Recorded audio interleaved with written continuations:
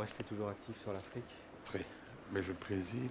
Quelle perspective en matière de sécurité et de défense pour les relations entre l'Afrique et l'Europe?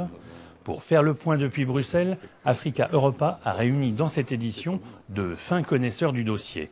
L'eurodéputé belge Louis Michel co-préside l'Assemblée paritaire UE-ACP, autrement dit Europe, Afrique, Caraïbes, Pacifique, après avoir été ministre d'État puis commissaire européen. Face à lui, Nicolas Gros-Verheyde est journaliste et blogueur, spécialiste des questions de défense et de politique étrangère européenne.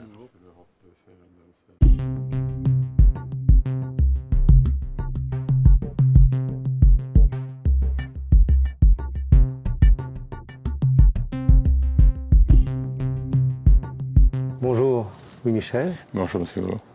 Je suis donc blogueur spécialisé sur les questions de défense. Ce que je vois actuellement, c'est qu'on a une grosse opération qui n'est pas juste anecdotique au large de l'Afrique de l'Est, qui sont contre la piraterie.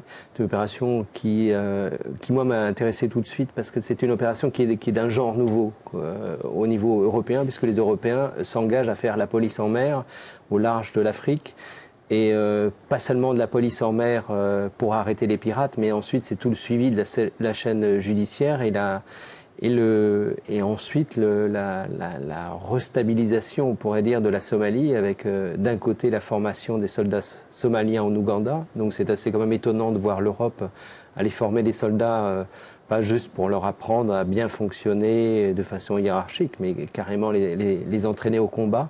On parle souvent de soft power, mais je pense qu'on est quand même pas tout à fait hard power, mais on est quand même sur la voie, parce que ces soldats vont ensuite combattre les Chebabs islamistes et essayer on va dire, de libérer en fait ou de consolider un gouvernement somalien, et ensuite avec le renforcement des capacités maritimes.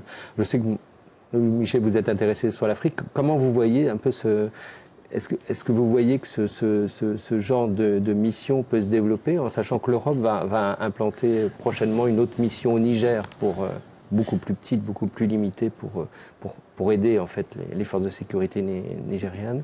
Moi, j'ai toujours été d'ailleurs partisan d'une force d'interposition, d'une force militaire capable d'être projetée sur le terrain, que ce soit en Afrique ou ailleurs, d'ailleurs, de la part de l'Union européenne. Je pense que l'Union européenne ne peut pas achever, si vous voulez, son influence pour le meilleur dans ses relations internationales, si elle ne peut pas disposer d'une capacité militaire. Alors ici, il ne s'agit pas d'envoyer des troupes européennes, il s'agit de former des Africains, des troupes africaines, que l'on peut alors, bien entendu, si j'ose dire, instrumentaliser, mais le mot n'est pas péjoratif dans ce cas-ci, pour assurer une certaine sécurité dans des zones qui sont des zones à conflit, qui sont des zones aussi à enjeux géostratégiques extrêmement importants. Donc, moi, ça aurait plutôt tendance à me plaire, cet engagement de l'Europe. Mais naturellement, ça ne peut pas se faire dans l'improvisation. Ce qui est un peu regrettable, c'est que l'Europe bouge en réaction. Elle n'est pas proactive. Je me souviens, il y a maintenant 3 ou 4 ans, le secrétaire général des Nations Unies avait chargé M. Prodi et un certain nombre d'autres personnes, dont moi, de préparer une sorte de nouvelle architecture de prépositionnement sur le modèle onusien, sur le modèle conceptuel onusien, mais avec des troupes africaines qui auraient été réparties sur toute l'Afrique régionalement et que l'on pouvait alors mobiliser, qui auraient d'abord eu une vertu dissuasive, bien entendu, mais qui auraient aussi pu être extrêmement actives dans ce que l'on appelle les opérations de maintien de la paix, voire dans des opérations aussi d'intervention, de désarmement, etc. Donc je pense que c'est un modèle qui devrait être généralisé de mon point de vue. Mais il faut pour ça des moyens financiers, il faut aussi une volonté politique au niveau européen. Mais aujourd'hui ça manque, parce qu'on voit ce qui s'est passé dans le Nord Mali, parce que maintenant ça s'est passé, c'est acté, ça va être difficile de revenir, enfin ça va être plus difficile de revenir en arrière que de prévenir ce qui s'est passé. Ce qui se passe au Sud-Soudan n'est pas automatiquement tout à fait... on ne peut pas avoir enfin je ne sais pas quel est votre constat, mais on ne peut pas être tout à fait optimiste.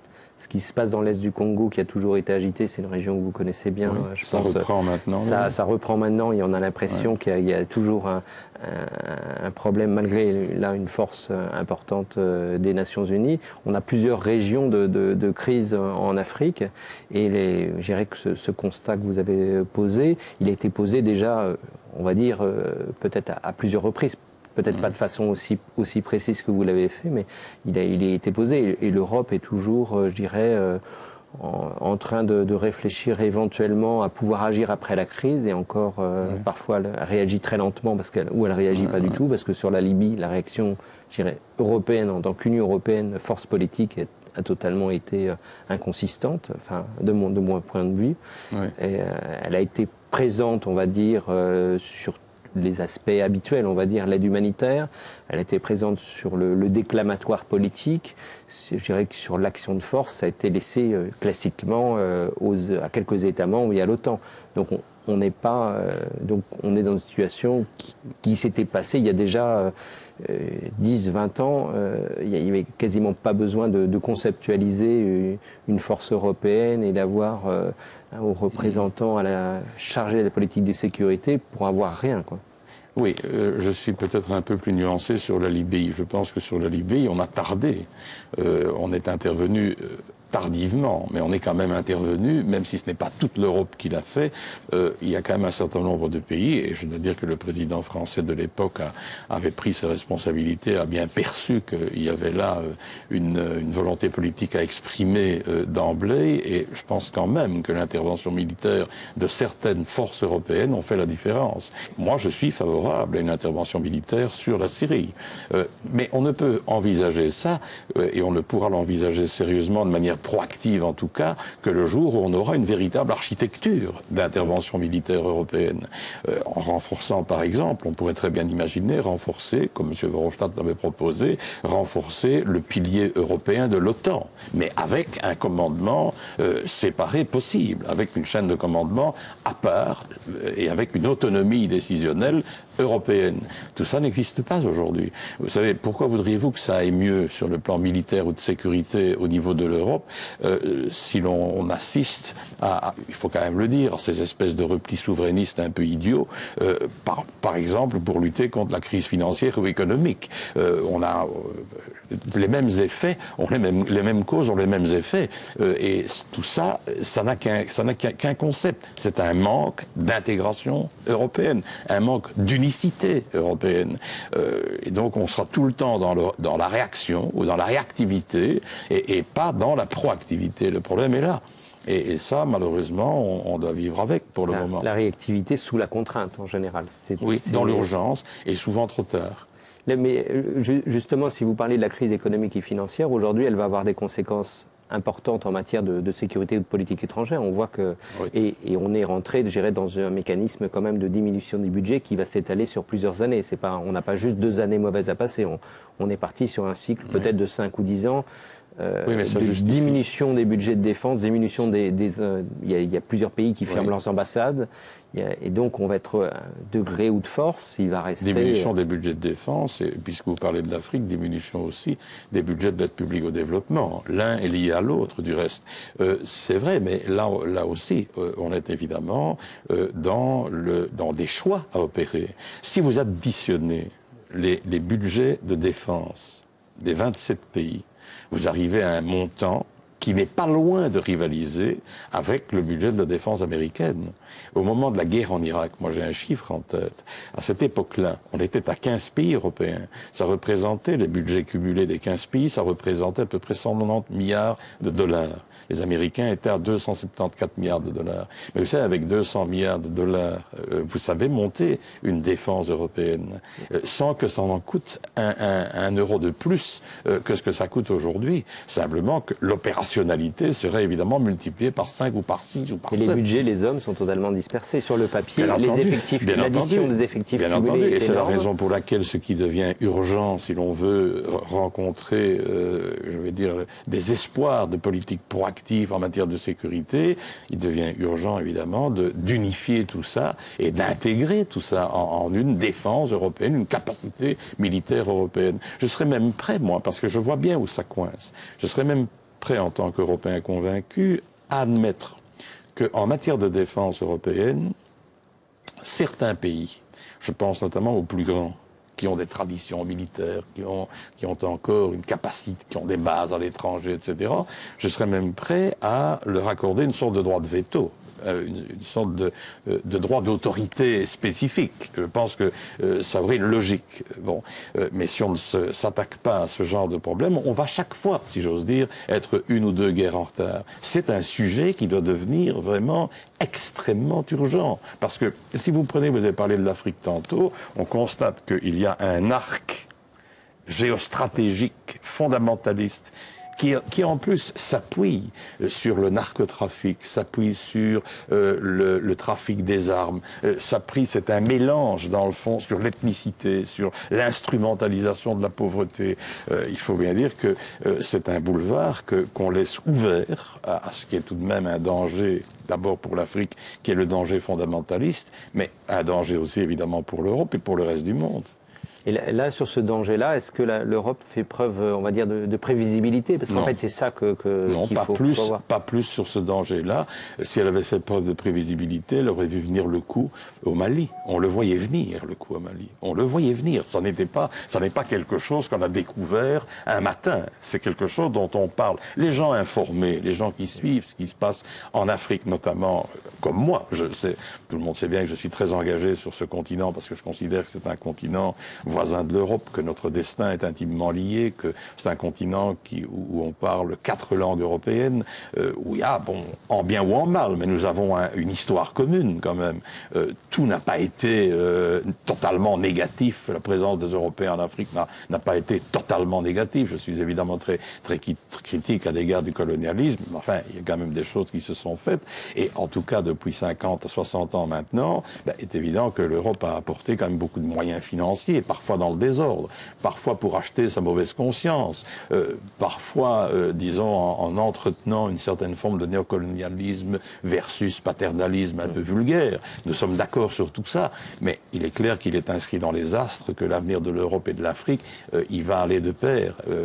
Même si vous prenez par exemple le phénomène migratoire dont on n'a pas parlé, mais dont on pourrait parler, tout ça sont des sujets qui devraient faire en sorte que l'Europe doit considérer l'Afrique comme sa priorité géostratégique et même économique. Enfin, quand on voit aujourd'hui, c'est désespérant quand même, quand on voit aujourd'hui la présence de la Chine. Moi, je ne suis pas contre la Chine. Je reconnais à l'Afrique le droit de mettre les partenaires économiques et développementaux en concurrence. Mais quand on voit qu'on laisse vraiment tout le champ africain totalement libre aux Chinois. Donc c'est pas la Chine qui gagne du terrain, c'est les Européens qui se retirent. Je pense que la nature a horreur du vide. Et je pense que, autant je considère que l'Afrique ne peut plus être la chasse gardée de l'Europe, ça va de soi pour des raisons éthiques et autres, et même économiques et de globalisation, autant je considère comme un abandon de poste qui va être préjudiciable pour l'Europe, mais surtout pour l'Afrique, le désinvestissement. Parce que l'Afrique est en train de, peut-être pas décoller, mais certains pays sont en train quand même d'émerger. On a peut-être demain les pays. On a souvent parlé du décollage de l'Afrique qui n'a jamais eu lieu, et cette fois-ci on a quand même l'impression Moi je suis persuadé que l'Afrique va décoller. Je pense qu'elle va décoller. Je pense que c'est inscrit totalement dans le futur. On a une crise économique financière qui fait un repli sur soi énorme des Européens pour l'instant. Sauf que désintérêt quand même. On sent bien que dans les différents conseils des affaires étrangères, souvent il y a la France, la Belgique et un ou deux pays éventuellement qui plaident pour un ou deux, je dirais, qui est alerte. Les autres ministres, mais bon, c'est juste une alerte, il n'y a pas de débat. C'est ce qui a toujours donné d'ailleurs un poids, je dirais presque démesuré à un pays comme la Belgique. Parce que quand la Belgique s'engage sur un dossier en Afrique, par exemple, le crédit de la Belgique étant grand, les autres ont tendance à suivre. Je ne vous cache pas que je m'inquiète, enfin, on ne peut pas juger maintenant, mais je m'inquiète d'un certain attentisme, en tout cas c'est l'image que l'on a aujourd'hui, d'un certain attentisme de la France. Or, l'Europe a besoin de l'engagement français en Afrique, d'une manière ou d'une autre. Et donc, j'espère que cet attentisme ne va pas être trop long, je ne pense pas, je pense qu'ils vont bien se rendre compte à un moment donné qu'il faut une politique française pour l'Afrique, parce que si la France devient un peu plus timide sur l'Afrique, je pense alors que... C'est un de vos anciens collègues qui est ministre du Développement, Pascal Canfin. Oui, qui n'était pas vraiment spécialisé, d'ailleurs, je pense, vraiment sur l'Afrique au départ. Non, mais enfin, pense qu'on peut apprendre vite, hein, quand même. Mais je pense que le ministre Fabius est un homme qui peut certainement porter ça. Mais cet oubli de l'Afrique, c'est accompagné d'une certaine lenteur. On pourrait dire que l'Europe a totalement... On parle de lenteur africaine parfois, mais je pense que c'est actuellement l'Europe. Si vous revenez sur la question du Mali et du Niger, j'ai suivi cette question. Ça fait à peu près 2 ans au moins qu'on parle d'une mission européenne au Niger pour renforcer, en gros, ce que vous dites, hein, l'état de droit, la gendarmerie, en fait, nigérienne. Normalement, c'était d'ailleurs 3 pays qui étaient concernés. Le Mali était concerné. Maintenant, le Mali n'est plus concerné parce que, en gros, la moitié du Mali, enfin, je veux dire, ça s'est déjà réalisé. Et on a mis 2 ans. Les forces de sécurité nigériennes attendent toujours et les Européens sont juste en train de se déployer. Ils ne seront déployés que durant le mois de juillet. Donc on est quasiment après la fin de la crise, quoi. Enfin, de la première crise. Mais ça, c'est évidemment... Alors que le constat avait été posé et globalement bien vu. Et les Européens ont réfléchi, ont planifié, ont décidé, ont discuté. Ont hésité, ont chipoté. Voilà, c'est ça. Ça coûtait cher. Ça coûtait effectivement cher. C'était un peu dangereux. Les effets de ce qui se passe là-bas coûteront beaucoup plus cher. Ça va coûter beaucoup plus cher en migration, difficile à contrôler, difficile à gérer. Ça va coûter beaucoup plus cher en effet économique, tout simplement. Et je pense que... mais c'est évidemment typiquement ce qu'on disait tantôt. Je crois qu'on voyait venir, et on voit venir ces crises. On voit venir le danger. Et on le voit venir pas simple. C'est pas une supputation.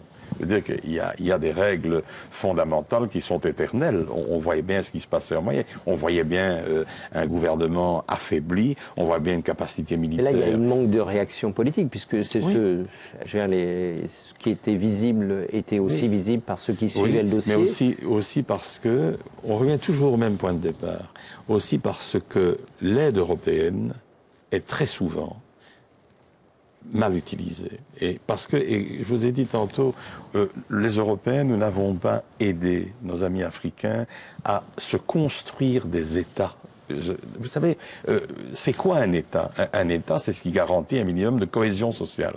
C'est ça un État, qui permet à des individus, dans le fond, de se développer, d'utiliser leur potentiel, de s'épanouir et d'apporter, dans le fond, leur force de créativité, leur énergie vitale, dans le fond, au bien-être d'un pays. C'est ça, un État. C'est une administration impartiale, c'est une éducation qui forme des esprits ouverts et des citoyens plutôt que des sujets, c'est une justice qui fonctionne et qui est aussi impartiale. C'est aussi la reconnaissance du fait culturel et des spécificités culturelles, ce qui n'a rien à voir avec l'identité. Hein. Bon, c'est la reconnaissance dans tous ces pays du caractère multiethnique et d'en faire une richesse. C'est ça qui fait un État. Les grandes fonctions régaliennes, par exemple, c'est de faire en sorte qu'il y ait une armée qui soit républicaine et qui ne soit pas au service d'un homme. C'est tout ça. Et là, nous étions quand même extrêmement bien placés pour les aider à construire ça. C'est comme des fonctions régaliennes et l'Europe a du mal à les faire. Je dirais de l'implantation il y a souvent de la peine, enfin vous étiez à la commission, dès qu'on prononce le mot un peu militaire, aide à la justice, etc., avec une vraie fonction d'encadrement, parce que pour consolider un état de droit, c'est pas juste d'envoyer une brochure et 3 personnes avec un conseil, c'est vraiment d'avoir des magistrats, des policiers, des gendarmes sur place, des militaires, et ça, la commission, enfin la commission européenne, mais pas, l'Europe en général répugne, parce qu'elle préfère avoir le côté civil, je dirais un peu gentil, sympathique, mais ça c'est vrai. Avec un beau sourire et une belle photo avec un beau t-shirt. Enfin, j'exagère un peu. Tant qu'on ne sortira pas de ce concept-là, on regardera l'avenir dans un rétroviseur. Hein. Et c'est ce qu'on fait pour le moment. Je dois reconnaître que M. Piebalgs essaie justement d'introduire beaucoup plus de possibilités au niveau de partenariat avec le privé pour développer économiquement ces pays. Donc il fait une focalisation assez importante là-dessus, il a raison de le faire. Mais on en revient toujours, c'est une question de conception au départ. Tant que nos mentalités, on dit toujours c'est eux qui doivent changer leur mentalité, c'est pas vrai. On doit nous commencer par changer nos mentalités par rapport au partenariat. On ne devrait d'ailleurs plus parler d'aide publique, on devrait parler de partenariat. Niger, moi ce qui m'avait frappé, c'est que par exemple, il y a quelques, je dirais, pays, quelques personnalités qui sont conscients de ça, mais même j'entendais des diplomates dire, bon, oui, le Niger, c'est la mission, c'est la France qui veut ça, on va leur donner ça. Dans le genre, comme si c'était bon, voilà, on faisait un cadeau, parce que effectivement, c'était naturellement, je dirais, la France avait plus conscience de ce qui pouvait se passer que d'autres, et donc elle portait plus ce dossier avec quelques autres pays, mais c'est comme si les autres leur faisaient un cadeau alors ils ne percevaient pas que le danger que pouvait présenter le Niger pour eux, parce qu'ils étaient très loin ou parce que... Mais vous me suggérez une idée qui avait été lancée sous l'ancienne présidence, mais qui pourrait d'ailleurs mieux correspondre à la philosophie un peu plus neuve peut-être que l'on peut attendre du nouveau pouvoir français, qui était dans le fond de commencer, avec les bases françaises, de commencer à ouvrir ces bases à une sorte de multilatéralisme, c'est-à-dire de faire des bases françaises, des bases européennes, ou l'embryon de bases européennes. Ça aurait du sens. Et ça pourrait changer radicalement. C'est une idée, puisque vous êtes un spécialiste, une idée qui serait intéressante de creuser, ça. C'est-à-dire transformer des bases européennes bilatérales, hein, bon, françaises, il y a peut-être des bases espagnoles ou portugaises, je ne sais pas, mais en tout cas, de les transformer en bases européennes, avec des contributions des autres pays européens. Ça aurait du sens, parce que ça donnerait évidemment à l'Europe une véritable crédibilité. Parce qu'aujourd'hui, quel est le problème des bases françaises en Afrique, par exemple? C'est qu'il pèsera toujours sur ces bases une suspicion. Si vous aviez des bases intégrées européennes, ça aurait évidemment beaucoup plus de sens. Tout ça a été essayé à un moment donné avec Saint-Malo. On a commencé à ouvrir le jeu, mais tout ça se délite. Et ça donnerait aussi la console. Moi, j'avais vu les soldats polonais qui revenaient du Tchad. Ils avaient pour la plupart, pas connu ces régions-là, alors que je dirais que pour des Belges ou des Français, c'est quasiment, je dis pas que c'est naturel, mais on connaît tous au moins soit des Tchadiens, soit des Congolais immigrés, même si les gens n'ont pas été sur place. Donc la culture africaine a un peu quand même pénétré la Belgique et la France à l'inverse. Même beaucoup, quand même, je pense. Même en matière culturelle, etc., on se sent très, très proche. Et eux, c'était géré la première fois, et du coup, effectivement, ça a développé, parce que il y a eu plusieurs rotations qui ont du coup découvert le terrain africain. Mais vous savez, je vois les parlementaires européens qui viennent dans des missions d'observation électorale ou dans des missions parlementaires en Afrique reviennent de ces pays-là avec une approche totalement différente, hein, et avec une approche d'ailleurs beaucoup moins identitaire, même pour l'Europe. Et donc, ce que vous dites est très juste, hein, il est clair que ça aiderait beaucoup. Et donc, cette notion d'avoir des bases européennes en Afrique, ou de transformer ou de faire évoluer des bases nationales, disons, européennes en base européenne, ça aurait, à mon avis, du sens. À un moment donné, je pense que c'est du temps de M. Chirac, du président Chirac. Je me souviens m'être entretenu avec lui de cette idée. Lui, il était assez ouvert à cette idée-là. D'abord, c'eût été quand même avantageux aussi pour la France, parce que je suppose que l'entretien et le maintien de ces bases, c'est assez La France est en train de fermer des bases, d'ailleurs, pour... oui, mais il aurait mieux valu, plutôt que de les fermer, il aurait mieux peut-être valu essayer de faire partager le poids de cette responsabilité-là aux Européens. Ce que vous dites, ça veut dire qu'il faut quand même qu'on change de braquet, qu'on mette en place, quelles que soient les structures, mais qu'on mette en place quelque chose, que le Parlement européen ait un vrai, parce que si on fait des actions aussi, je dirais que s'il faut des actions sur l'état de droit, il faut quand même le contrôle démocratique, et il faut derrière un financement. Et que sur tout ça, on n'est même pas au stade... mais je pense que la rationalisation pourrait nous faire gagner beaucoup d'argent. Je pense que, je peux dire, d'ailleurs, ça c'est une question, quand vous posez cette question-là à l'opinion publique, tous les sondages le montrent. Les Européens veulent beaucoup plus d'intégration de ce point de vue-là. Ils se rendent bien compte, bien entendu, ils se rendent bien compte qu'il y a un gaspillage stupide à maintenir 27 armées différentes en Europe. Ça n'a pas de sens. Je pense que la crise va faire qu'il y a déjà beaucoup de pays qui ont diminué et qui vont diminuer encore leur armée. Donc ça veut dire on doit refonder quand même quelque chose à ce niveau-là. Donc elles seront de plus en plus inopérationnelles. Donc ce sera de plus en plus de l'argent bêtement utilisé ou bêtement dépensé.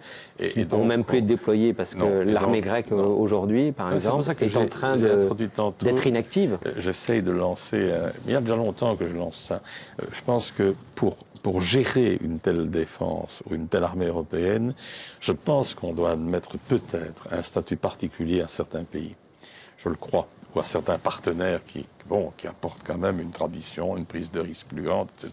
Ça veut dire qu'il n'y aurait pas d'égalité totale. On n'aurait pas une égalité totale. Pas nécessairement pour moi. Moi, je vois les objectifs. Non, je comprends quand même. Allez, je comprends quand même qu'un pays comme la France, qui a une tradition militaire, ou la Grande-Bretagne, aura du mal à soumettre une décision d'une telle ampleur à un plus petit pays qui n'a aucune tradition militaire. Et c'est le problème aussi du financement des armées actuelles. C'est qu'il y a deux pays en fait qui contribuent, si on prend le chiffre global, beaucoup plus que leur part, je dirais, naturelle dans le PIB, et c'est pour ça qu'ils ont du mal à s'associer.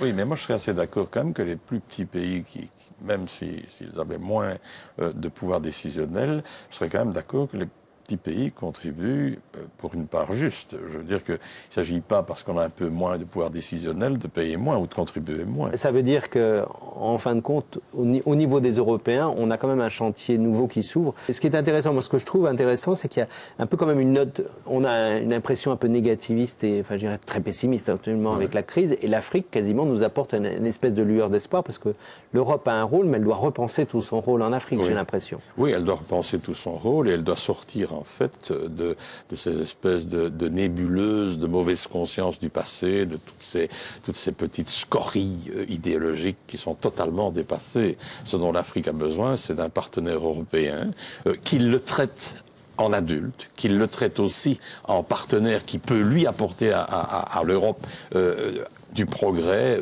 et de la valeur ajoutée. En fait, il faut que les deux partenaires soient conscients que si on s'entend, si on crée des partenariats, si on est actifs ensemble, c'est pour faire gagner les deux et pas simplement faire croire que c'est pour faire gagner les Africains. Nous avons aussi une valeur ajoutée que nous pouvons tirer économiquement de l'Afrique. On a un peu le slogan des Jeux Olympiques, plus haut, plus vite, plus fort. C'est vrai. Ben, c'est une belle conclusion. Merci.